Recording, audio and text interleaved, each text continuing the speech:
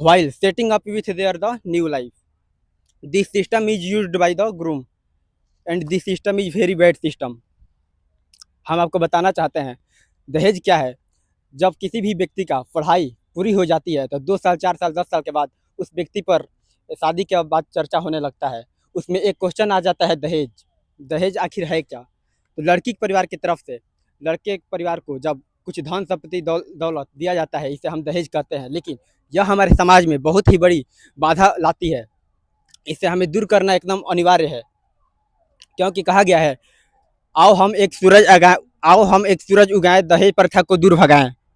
आप सभी बेजोड़ ताली बजाएं, बिल्कुल ताली बजाने में संकोच न करें। Dowry system is an ancient system. Some states are more affected.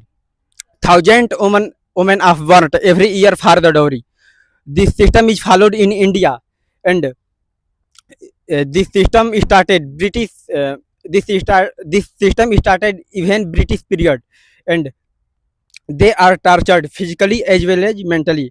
दहेज यह एक ऐसी प्रथा है जो कि हजारों लाखों की संख्या में प्रत्येक साल कहीं न कहीं स्त्रियां फांसी चढ़ा दी जाती हैं, चाकू मार दिया जाता है और नहीं तो जला दिया जाता है।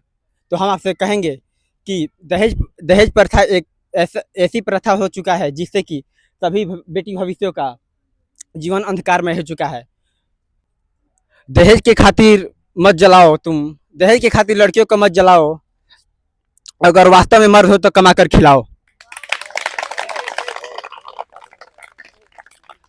कौन कहता है कफन सफेद रंग का होता है?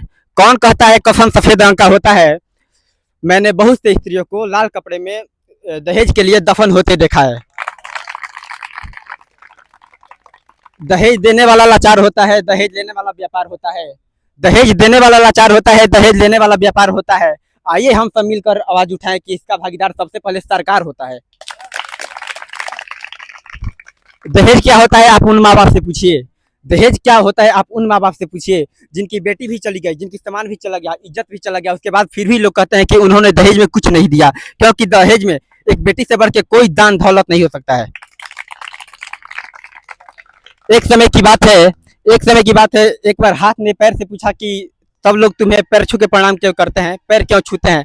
पैर ने खूबसूरत जवाब दिया, क्योंकि मैं तुम हवा में उड़ते हैं और मैं कड़ी मेहनत करता हूँ जमीन पे, इसीलिए लोग मुझे पैर छूते हैं।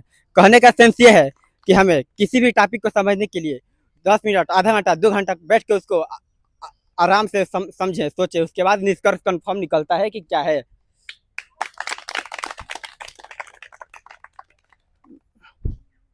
इस जीवन में आपका कोई नहीं है। इस जीवन में आप एक बात याद रखिएगा, इस जीवन में आपका कोई नहीं है।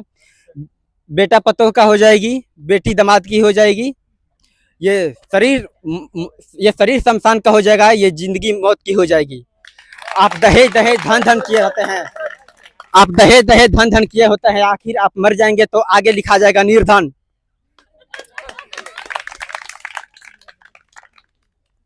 Thank you so much.